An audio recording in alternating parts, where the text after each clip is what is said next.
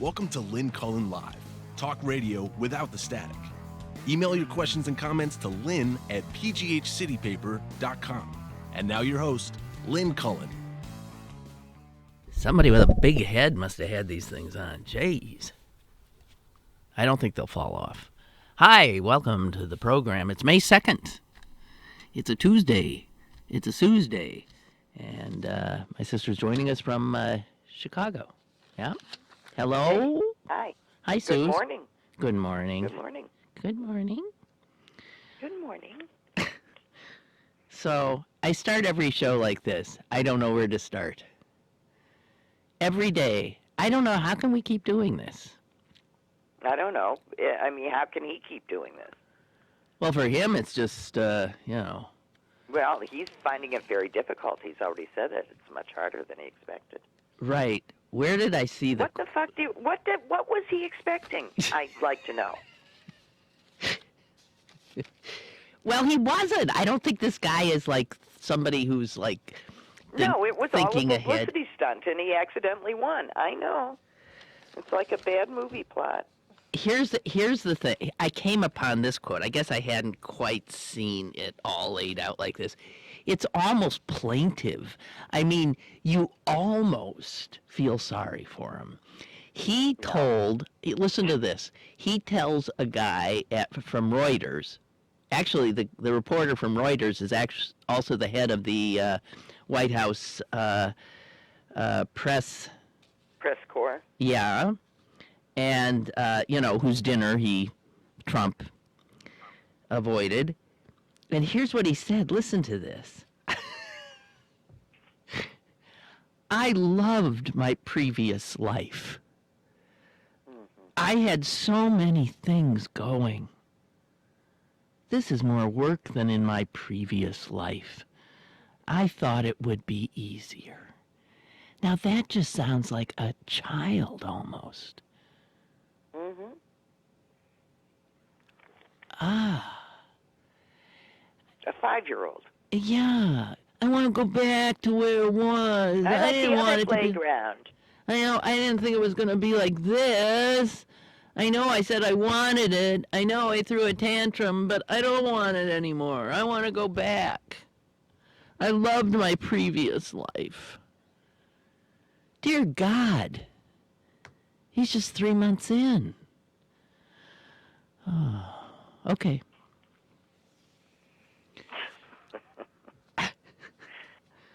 I mean, really, if you liked the man, you would feel sorry for him. If he was a friend of yours, Right. You'd feel sorry for him. If you're Right. Ivanka, his daughter, you feel sorry for him and you're concerned about him, right? I guess. I I'm trying to imagine whether all that money makes it. I can't imagine what it would be like to be a child of his. Ugh. Especially a child like his that he lusts after. Yeah. I mean, Do you know what he said the other day, by the way? He was talking about my 2 boys. He has 3. oh, he has 3. But see, Barron doesn't count. Just like Tiffany doesn't count. The only 3 who count are the 3 from Ivana. So it's the 2 older boys, how could somebody who has 3 sons say my 2 sons? Listen? I mean, Clearly a rhetorical question because it's Trump we're talking about here. but still, jeez. I mean, everybody knows how many kids they have or how many sons. You don't mix that up. Oh, God. So anyway, what a piece of friggin' work, and we are. Well, Sean Spicer will explain this to you. He meant the 2 older ones, clearly. Right. Can you... It's like, do you remember when Kay and Peele used to do this thing about what Obama was really saying? And now we have Sean Spicer doing what Trump was really saying for real. Yeah. Yeah, but even he can't do it. That's an impossible job. No, he can't do it. He can't do it. Can you imagine? Particularly because he has his own issues. Yeah, I mean, if you were going to have someone in that job, they'd have to be a genius. A genius without soul, without conscience. Right, and I don't... Right. What, you think... And I think this guy only fits one of them. You think he has a soul? No, I said he only... oh. No, I'd say without a soul, you said. Oh, right. Without a soul. And I said he only fits one of them. He doesn't have a soul. But then you were saying he's a genius. No. No, never mind. We are not going to have this argument. I'm agreeing he has no soul. Therefore, he is also not a genius. You mean geniuses have to have souls? I mean, geniuses can't... Let's stop. You're right. Let's stop, because we are clearly not speaking in the same... Okay. It could be I'm still fuzzy from coming From in. what, dear? I had a very busy day. Very interesting. No, it wasn't. It's just a busy day. And another one looming. And I think I'm a little... That's a word that sums it up. Okay, so the funniest thing, at least, scariest thing that Trump did yesterday was, of course, suggest that Andrew Jackson had been really angry about the Civil War. Right, and that he could have done something about it. He'd been dead for 16 years. That's your story. In my story, he could have stopped it, and I don't know why he didn't fix it. Yeah. That whole slavery thing. Yeah, we have alternative history, alternative facts, we have alternative... And then he went on to say, why was there a civil war in the first place? For a president of the United States to ask that question, to have no idea about the largest historic event in our history. And do you know when you're coming into the United States and you have to take, if you want to be a citizen, you have to pass these tests? You have to actually... He couldn't pass the citizen. Oh, no, he couldn't come close. But there is a question there that is, why did the United States fight the Civil War? So he couldn't have passed that because he had no idea.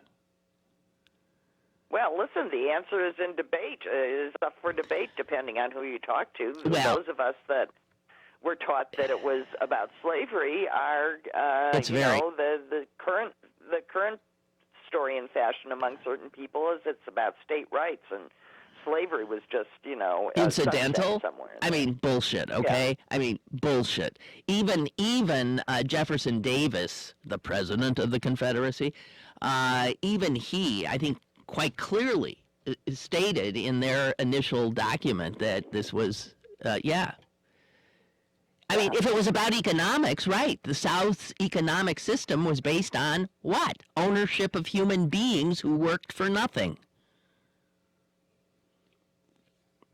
Oh, but they were part of the family. Oh, I know, but that's quite a system if you think about it. I'd hang on to that one, too. Yeah.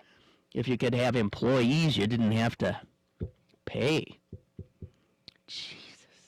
God almighty. Okay. Well, good. Just hold on for 5 minutes, because that's the way the country's going anyway. That's true. So, Newt Gingrich, who is the go-to guy for the networks when they want somebody to actually explain what the hell Trump meant or was doing, even more so than Spicer. And Gingrich, if he had the job that Spicer has, it'd be a lot smoother operation, although it would... So let's recall that Newt Gingrich was a history teacher, professor of history, I believe, somewhere in Georgia, right? So here's Gingrich, who actually knows American history.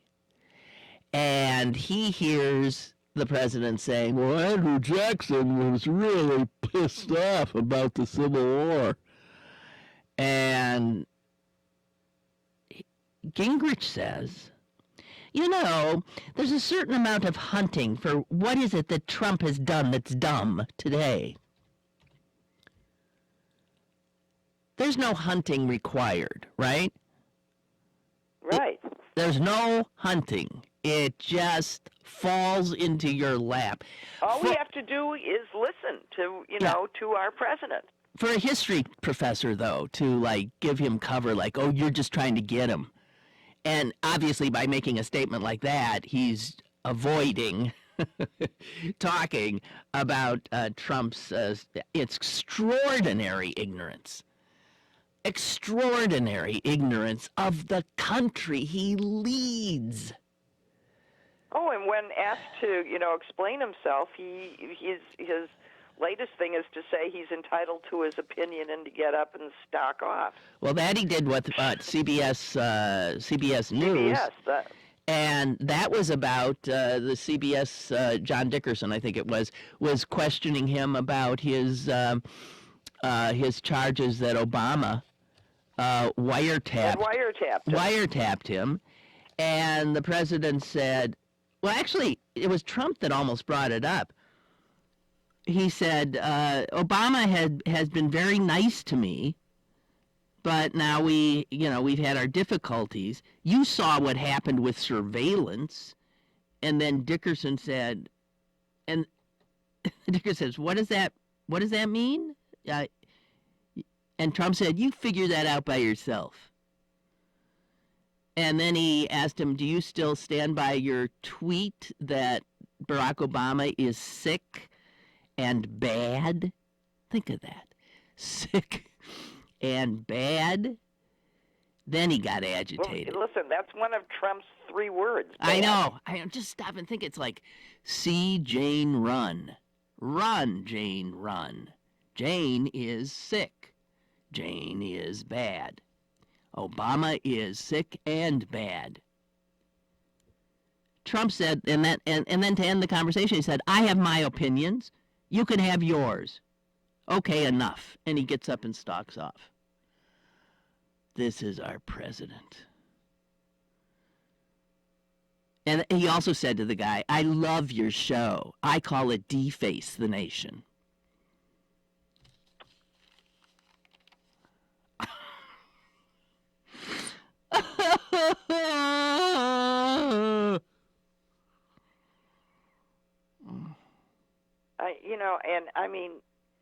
The part that gets me is that there's no way to fix the damage that he's doing. No. I talked about that somewhat yesterday. Actually, I don't know if you saw Frank Bruni's column in the Sunday Times, but he said the damage that will never be fixable is how he has brought down the expectation of how a president comports themselves. Right. Something that, in public, a certain kind of decorum, a certain kind of etiquette, a certain kind of, even if you're in troubles or whatever. I mean, he just has blown everything up. And I don't know that you put that back together again. Well, we've got a guy that simply isn't capable of doing that. I mean, it's not like it's purposeful. He can't do that. No. He can't. He's incapable. He is, by character, a boor. Right. He's just a crass stumblebum. He doesn't know any better. Well, he must know better. He know any better. No, he doesn't, because he's a smart guy. You can't tell him anything. Oh. To quote him, I'm a smart guy. Yeah, I don't need no daily new national security briefings. I'm smarter than the general. I know more than the general. Stop and think of all the things he said, and people voted for him. And the people who voted for him still think he's doing a bang-up job. I was just looking at another... Oh, go ahead. The thing that I can't get is the guy that just sued him, for $300,000 and actually won, and one of those poor contractors that he failed to pay, yeah. and got a huge settlement because he not only got his money, but the fact of the matter is his attorneys were owed 3 times what he sued for, and so Trump also had to pay the attorneys. But guess who that guy voted for? You're kidding. No. Oh my God. He voted for him even after Trump had stiffed him? As he was suing him. Yeah. The two things that for some reason are distinguishable in his brain. I want to, what's he thinking? I want a ruthless asshole who treated me like this because that's what's good for the world. Yeah. If he'd do this to me, imagine what he'd do to the world. Yeah. I mean, how do you parse that? That's what I come up with. I don't know. I hadn't heard that. I always think I'm incapable of being dumbfounded anymore, but I can take this stuff in. Back to his ignorance of American history. Do you remember he actually said at a Republican congressional fundraiser or something about Abraham Lincoln? Great president. Most people don't even know he was a Republican, right? Does anyone know that? He actually said, does anyone know? A lot of people don't know, he said. You know what that means? He didn't know, obviously. He didn't know. He didn't know. Okay, so Susan, he did go to good schools. He sat in, how do you end up with he has an MBA from Wharton or something, doesn't he? How do you get all He went there. I don't know that he got an MBA. Okay, who cares? I mean, but he was schooled. I didn't go to schools as fancy schmancy as he did. I knew that Lincoln was a Republican. People who doesn't. Well, let's just accept the obvious. I mean, he clearly has some form of attention deficit disorder. And considering that he's probably had it his whole life, he might have been present in those classrooms with his mind skittering all over the place, and nothing went in. And Daddy had enough money to make sure that he progressed nicely through all these things. But let's face it, Daddy got a little upset with him when, he wasn't. That's why he ended up in military school and high school. Well, he was getting into fights all the time. He was brawling. He was a brawler. He was a bully. He was a bully. Jeez. Okay, one more little thing from his ridiculous history remarks. At a golf course in Virginia, obviously one of his own, he posted a plaque honoring the, quote, river of blood, where so many soldiers died in the Civil War that, of course, Andrew Jackson could have stopped. River of blood, where so many soldiers died in the Civil War that, quote, the water turned red. Guess what? No such battle ever occurred. Historians said, what the fuck is he talking about? What is he talking about? It's like that terrorist attack in Charleston. Or what was the other one? Bowling Green, right? That was right. Bowling Green. Right. My head, help my head. You know who got him into thinking Andrew Jackson was God was Bannon. Of course. Yeah. So, because Bannon, there was a guy. Yeah, and Gingrich too. So both these guys loved, but mostly Bannon, and so they were always telling Trump about Jackson, some of which got into his head, and obviously some of which didn't. And the president decided that he was like Jackson, so he decided Jackson, he was the latter-day Jackson, which is why he says that Jackson could have solved that. And let us recall, Jackson was I wonder if Trump knows he was a Democrat. Would that bother him? I don't know, and a slave owner. I know. Well, that wouldn't bother him. You know, even George W., when he was the president, and I know we thought he was a total nitwit. Do you know, in his presidency, he became very, very fascinated with American history because he realized he was living it, making it, and he read 14 books about Lincoln. George W., you didn't even think he ever read a book. 14 books about Lincoln. Probably just trying to learn something about how you do this job he was in. I mean, no matter how well he did the job, here was a guy who was at least making an effort.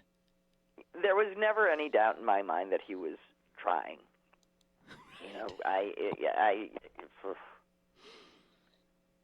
You know, I didn't think he was a fundamentally evil human being.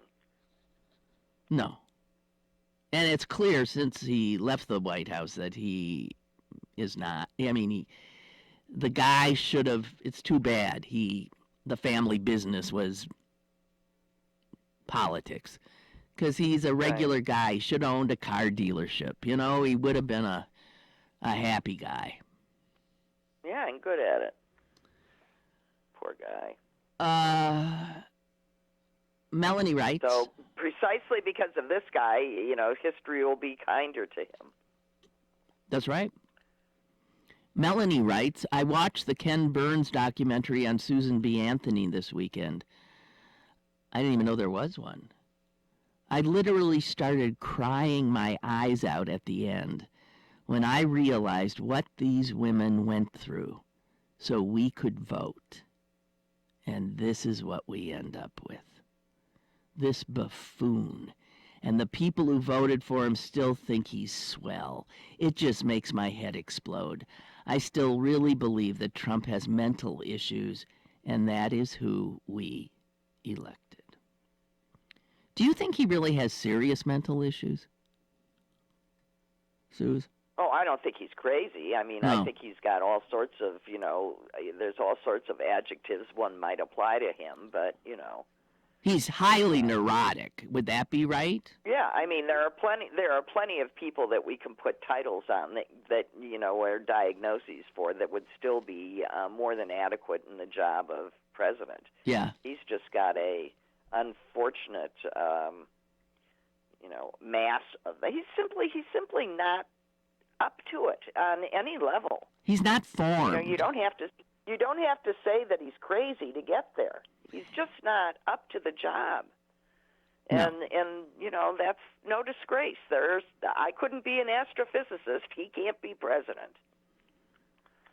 But he is. But he is. So, And even he admits he can't. So, you know... he wants to go home. I wish he'd just go home, Donald. Yeah, why doesn't he just Quit. resign? Just do it. Just resign and go back to your fun old life. Eh. Why don't we send him a letter and tell him he's been canceled?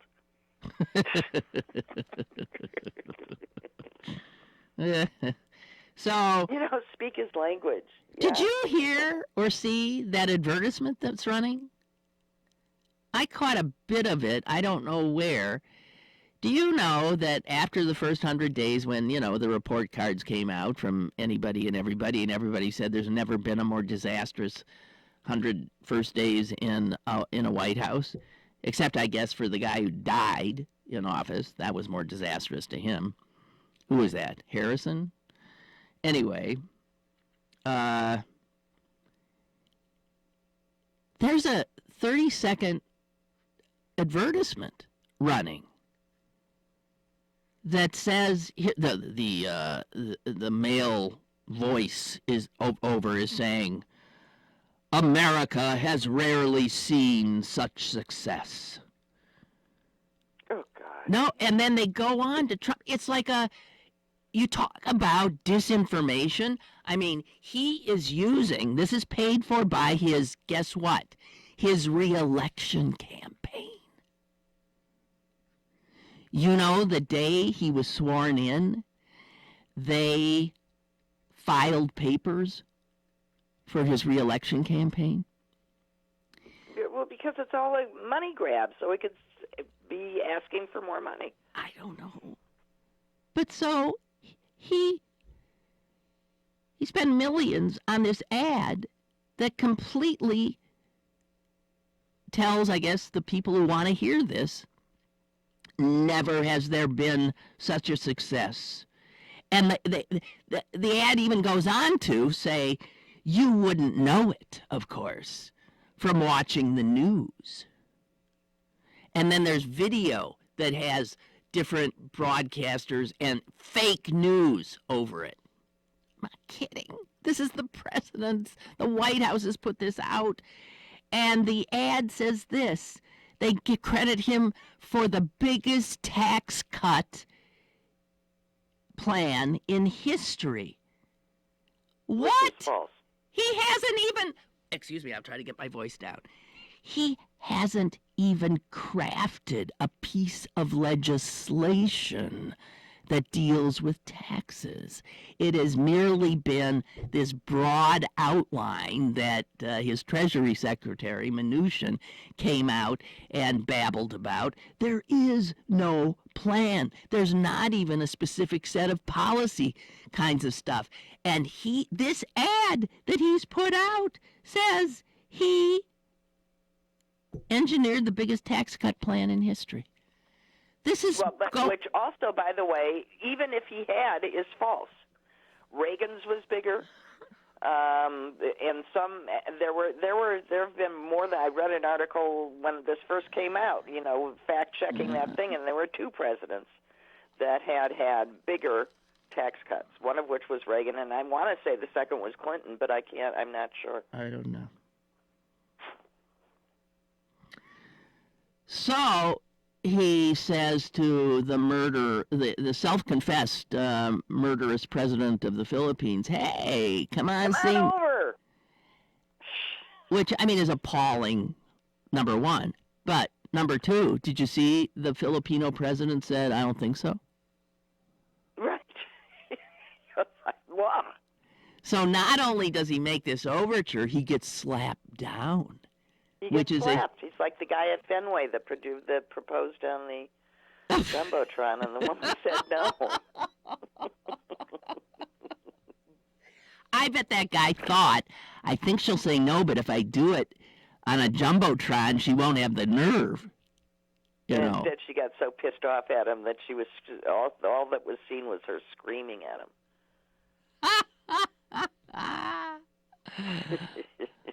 All right. My mind skitters away from this stuff.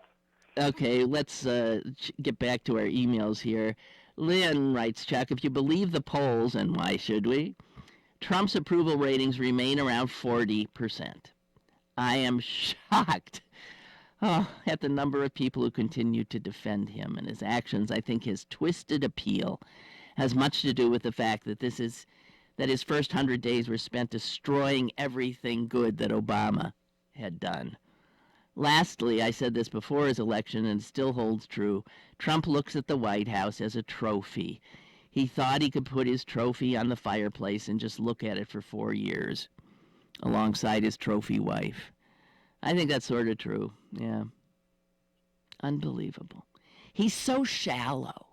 He is such an extraordinarily shallow man that he never gave it any thought. And even now, knowing he's in over his head, he can't conjure up the thoughtfulness required, the self-reflection. He can't. He's incapable. No, maybe he can go to the same doctor that pronounced him fit for public service and ask him for an excuse to be excused. I think Barbara... I keep thinking of... Barbara, I think, is trying to tell me, no, we don't want him to resign because she just pointed out the line of succession. Oh, I understand the line of succession, but I don't think Pence will drop a nuclear bomb for entertainment. Yeah, but there's no good way out of this. I'm trying to make it less dangerous, less volatile. That's all. Less volatile. But do you want to know that? Yeah, but you know who's after him? Ryan. I knew that. I hadn't gone further. You know, here are the 4 in line. Then Mitch McConnell. No. Oh. Yeah, it would be McConnell. Yeah, Barbara, you have this wrong. She has Hatch. Couldn't figure out what Hatch was doing there. And then she has Tillerson. Is that true? The Secretary of Defense? State? No. State? I don't think so. It's never someone that's appointed. It's always someone that's elected. I don't know. Are you sure about that? No, I'm making that shit up. I know. I can tell when you are, so that's why I said that. But I don't think I don't think it ever goes to a cabinet. I got my Constitution. I do. I carry a Constitution, but I don't have time to be looking it up at the moment. So. Oh, thank you, Milton. Milton sent me the Trump ad. Hey, is there a way we can hear this Trump ad if I send this to you, Celine? We used to be able to do that in the old. Do you think? Yeah. Would you try it? Mm-hmm. Okay. So, shall I send this to your? Send it to your Gmail. To whose Gmail? Yours. I have a Gmail. Oh no, Secretary of State is number 4. There you go.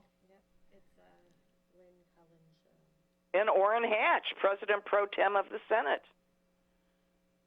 So she's right. Yeah. Really? It goes from the Vice President to the President Pro Tem of the Senate? Mm-hmm. What the hell's that? And that's Orrin Hatch? And then to the Secretary of State? Okay, I send that to... Okay, hang on. So, and then it goes through the cabinet, beginning with the Secretary of State.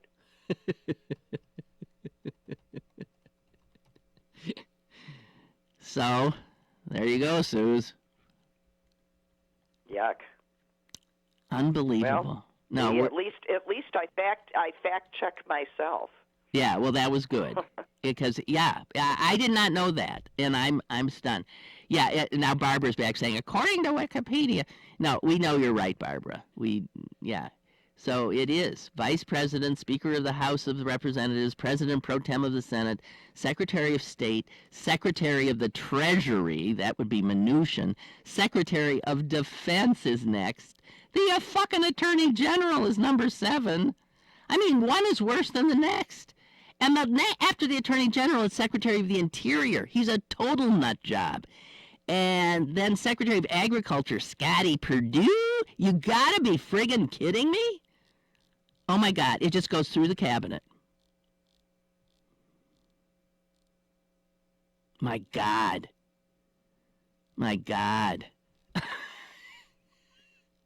See? That's weird. You're becoming a very religious woman. Well, it's just... Jesus. Okay. So, Trump, the great negotiator, what the hell? So this 6-month spending bill they passed, it's like the Democrats wrote it. Did you see? Planned Parenthood, off the hook for another 6 months. Unbelievable. The two things, the wall, not a cent. Planned Parenthood can breathe for 6 months maybe, although they keep coming at it from different angles. He was going to slash the budget of the National Institutes of Health.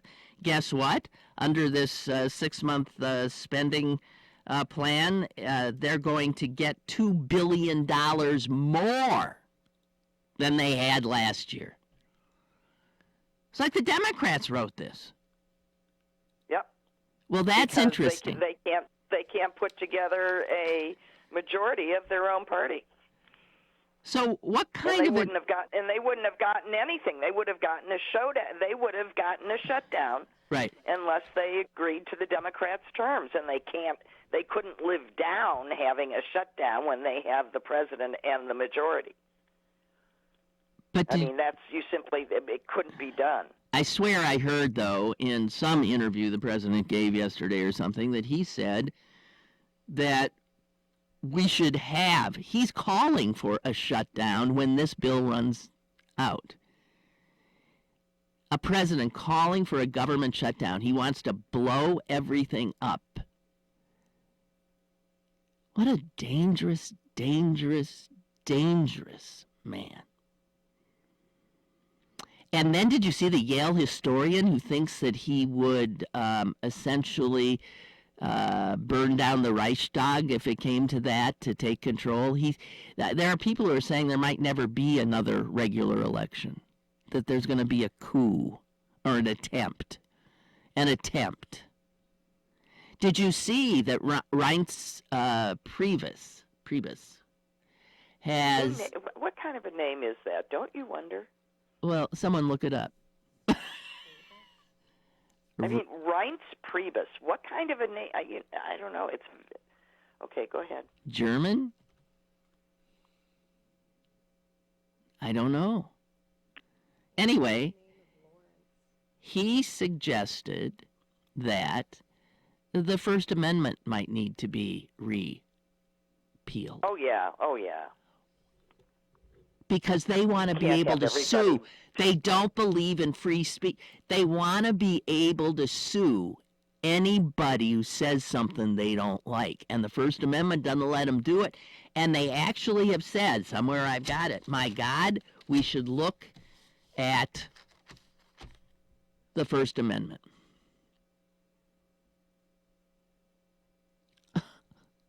Well, they can look all they want. They are not going to get a majority of the states to 25 states of this, half of the states are already totally in Republican hands. Yeah, I don't care. That ain't happening. Okay. And the other thing is even if you didn't have the right to, what they're looking at is making it easier to sue for slander and things like that, which they as public figures now are not allowed to do. But even if they could, there's an absolute defense to slander and libel, and that's truth.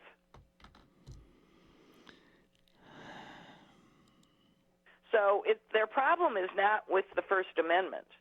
Mm-hmm. It's with... Their problem is with what comes out of their own mouths. Huh. And under any part of any system in this country, it's indefensible. And that's the problem. They want a dictatorship. That's what they want. They want to do what they want to do. What is that? Well, and they are doing. I mean, Trump signs this ethics bill. Right? That was one of his executive orders, but now he's not living up to it. He's got a lobbyist doing exactly what they aren't supposed to do. People that worked for somebody now being in charge of somebody within 2 years. That's all over the place, and so you do that by issuing waivers, and all of his waivers are secret. I know. Isn't that amazing?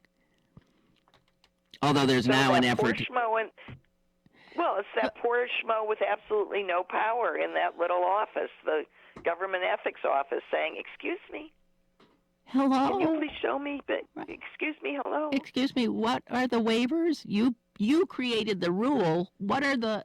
And now you're telling. Prove to us that you're living up to it. No, but they're not, and everybody knows it. Right. It seems to me there are more impeachable offenses that occur a day in this White House, and yet there's because the body that impeaches is the Congress, and they're in his pocket, and our government is pretty much already taken over, isn't it? Isn't it? Yeah.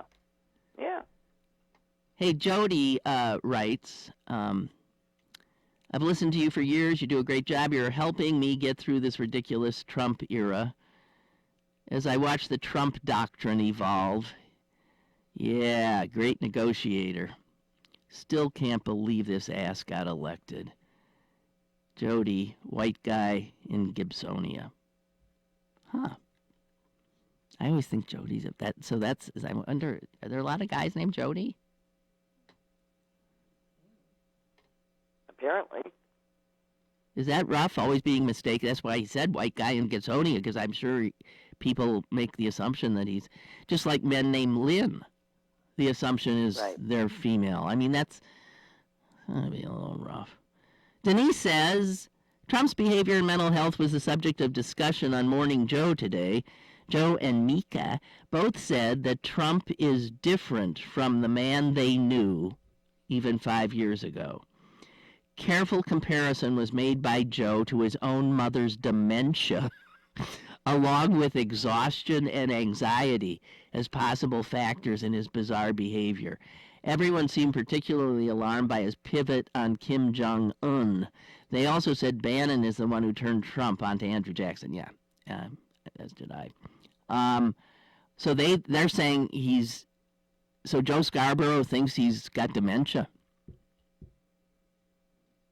I don't. Well, I don't.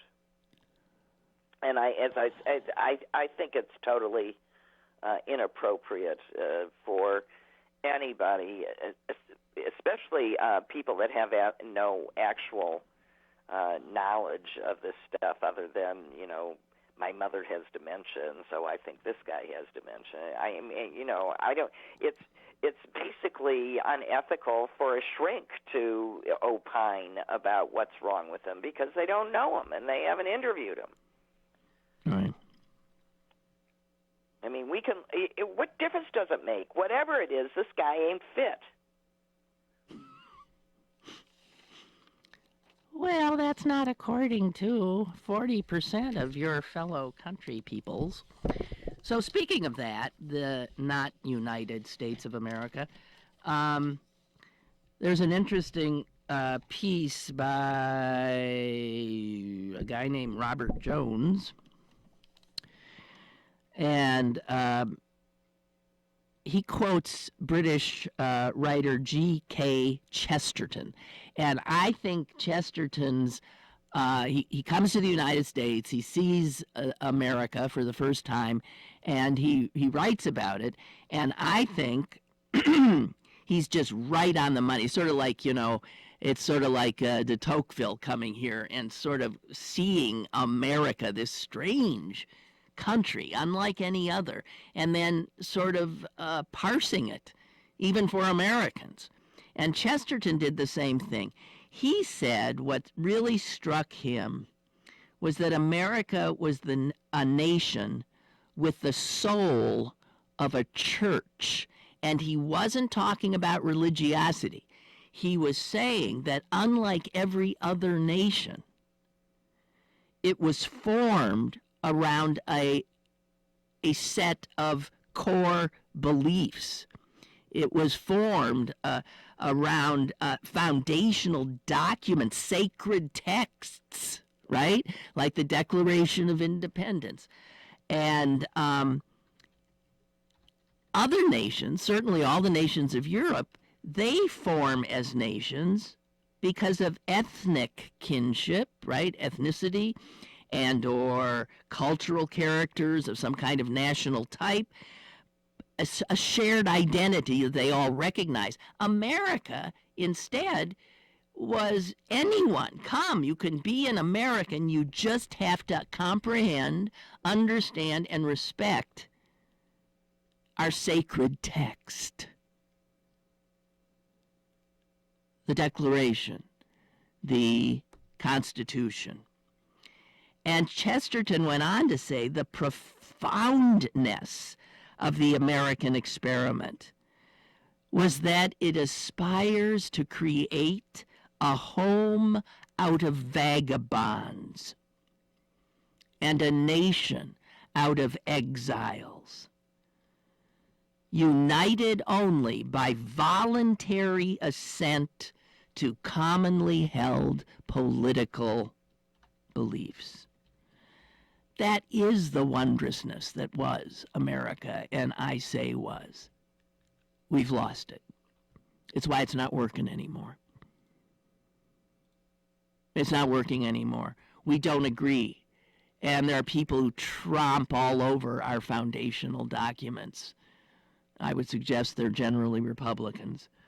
And then this guy goes on to buttress this with recent polling data that show that Republicans, for instance, are just freaked at the vagabonds, freaked at the exiles. They don't want any more of this because they're losing the grip of what they saw as America, which is white Christians, which is the European model, not our model. And now that all of a sudden white Christians are in danger somehow in their heads, they've come unglued and they've lost their willingness to agree to these foundational documents, which is why they were they were so easily enamored by this autocrat. Well, listen, it's very easy to believe in equality for all when you're more equal than everybody else. Correct. And when you suddenly actually have to share. That's right. A place at the table. And now, see, they controlled the table seating, right. White Christians. And now it's getting to the point where that table is going to be a lot less controlled by them. And this poll that blows me away, a poll of Republicans, say 27% of Republicans say blacks experience a lot of discrimination. 27%. While 43% of Republicans say white people experience a lot of discrimination. Oh, for heaven's sake. And 48% of Republicans say Christians experience a lot of discrimination. Now, I got to tell you, if you have a party made up of people who believe that, we're fucked. That's a nation insane. It is. That's a nation insane. I mean, it makes me want to, scream that 1950s mother's admonition to child. You want to feel discrimination? I'll show you discrimination. They don't have a fucking They don't clue. get it.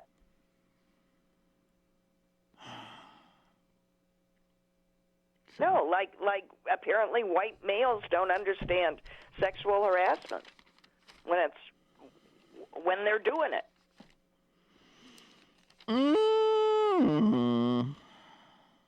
Okay. I was having this conversation with my daughter yesterday. If you're a man in a workplace and you find yourself complimenting your woman coworker on her clothes, ask before you do whether you would ever say to your buddy, "Nice suit," and mean it. You mean you wouldn't? Guys don't say nice suit to each other? I don't think so, not usually. They don't comment on their work clothes. If a guy says to me, I like your outfit or nice dress, nice shoes, I don't give a shit. Well, I don't either. I think we're getting way too nutty about that crap. Really? Well, you got to save it for important things. I agree, but it's just the beginning of a slippery slope. And I agree. I think the slippery slope is getting so picayunish. Oh, he looked at me in a certain way. Oh, he said, I like your shoes. That's not sexual harassment. Jesus. The women that are complaining at Fox,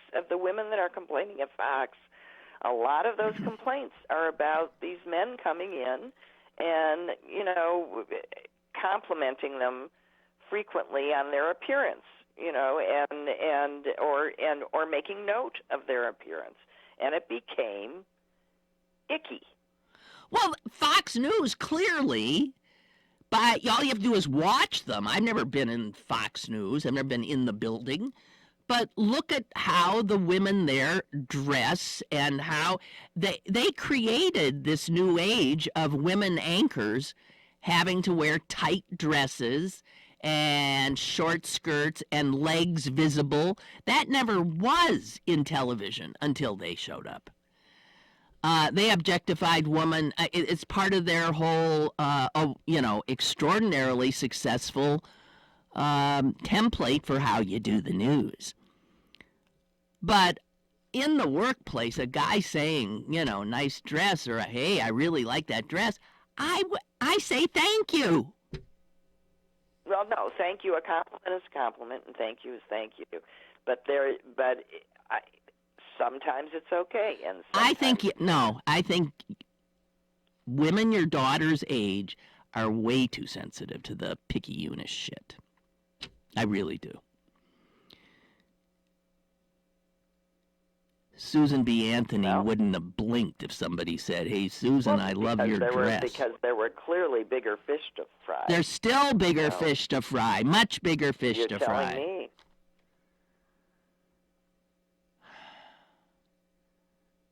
Jody also has written, I forgot to ask you the history question I have.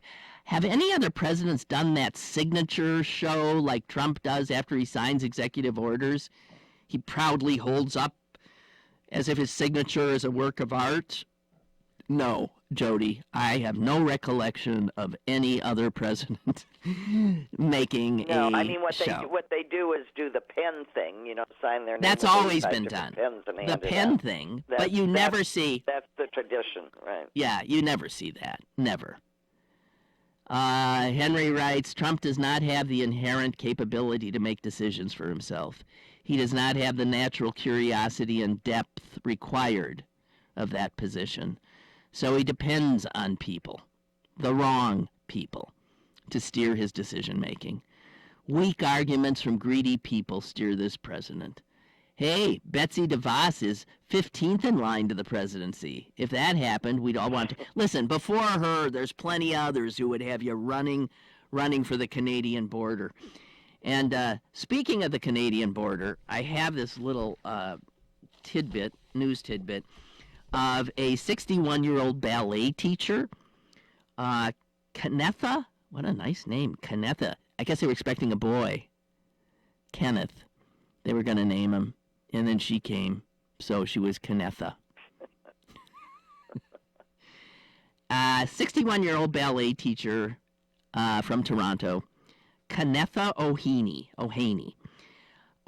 who was trying to drive across the border, Canada, into Michigan, to observe a children's ballet class taught by another teacher in Ann Arbor, something which she had done before. She was curious about how this, I guess, woman had a different kind of a way of doing it. And she, of course, has to go through the little gate between the two countries. She was detained for 3 hours. She was detained for 3 hours because she told them, I'm going, all I'm doing. They said, what are you coming in here for? I'm coming in here. And this is, I think, not a Muslim from her name, as a white woman, 61-year-old, middle-aged white woman from Canada, trying to get to Ann Arbor to see a ballet class. And she said she was detained for 3 hours at the Windsor-Detroit crossing. She was patted down by two female officers who were so thorough that they felt between her toes.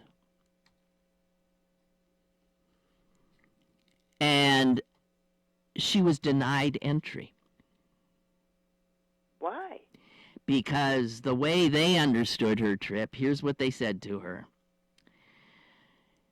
If these are Americans that are doing this job, then you are an illegal foreign worker. I'm not kidding you. And she said, I just kept thinking, but I'm a ballet teacher. And I guess all they thought was she was coming here to take some ballet teacher's job. What is going on? Why can't she observe? She wasn't taking any job. Susan. She was observing. You tell me. Here's another one. What's A guy named Eric Hoxema. He had about 13 volunteers from his church in Ontario, and they were all church van. They were stopped at the border at the Buffalo crossing in March, and they were sent back. You know what they had come to do? And they told them. proselytize? What? No. They wanted to help rebuild some of the houses that still had not been rebuilt since Hurricane Sandy. They were a church group that was going to help rehabilitate some of the homes that had been harmed. And they too were told. He said, I was told that no foreigners were allowed to do work without visas. And it didn't matter that we weren't being paid, that this was simply volunteer work that we wanted to do to help people, and they were turned away.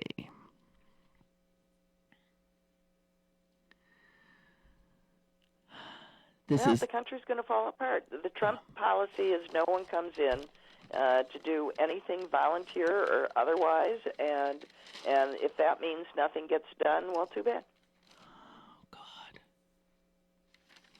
And while we still have a moment, the Trump administration took aim Monday at former First Lady Michelle Obama's lunch school program. School lunch program. Yep, Agriculture Secretary Sonny Perdue announced school meals will no longer have to meet the requirements connected with Mrs. Obama's initiative to combat childhood obesity. No, they can go back to frying foods. They can go back to whole milk. Not putting to ketchup being considered a vegetable, and they don't have to have fruits and vegetables on the menu. And get this, do you know what Sonny Perdue said? He said, relaxing these rules is part of the administration's effort to make school meals great again. Oh, for heaven's sakes.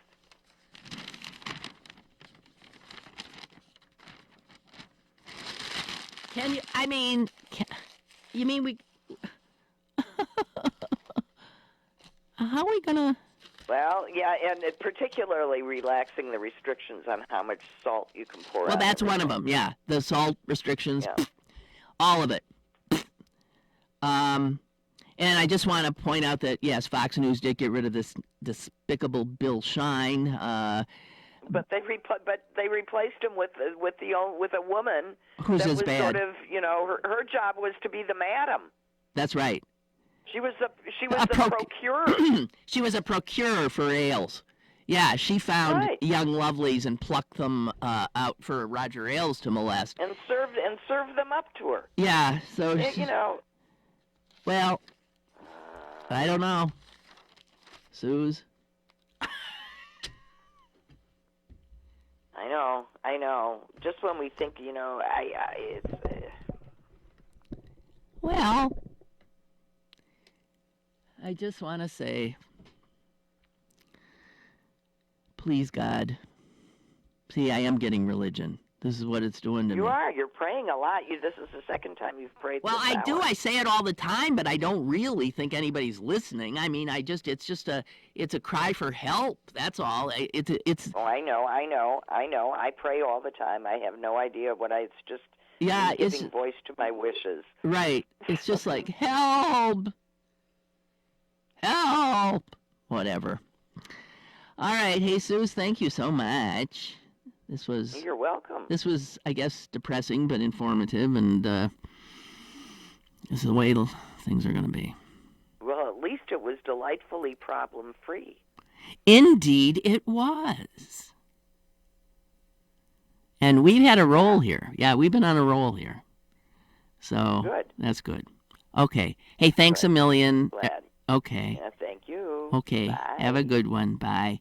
And you guys, you have a good one too. Dodge the raindrops. And I'll be back tomorrow.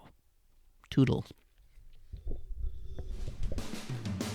Lynn Cullen Live, Monday through Friday from 10 a.m. to 11 a.m. and archived at pghcitypaper.com. The opinions expressed on Lynn Cullen Live are those of the host and do not necessarily reflect the viewpoints of Pittsburgh City Paper or its advertisers.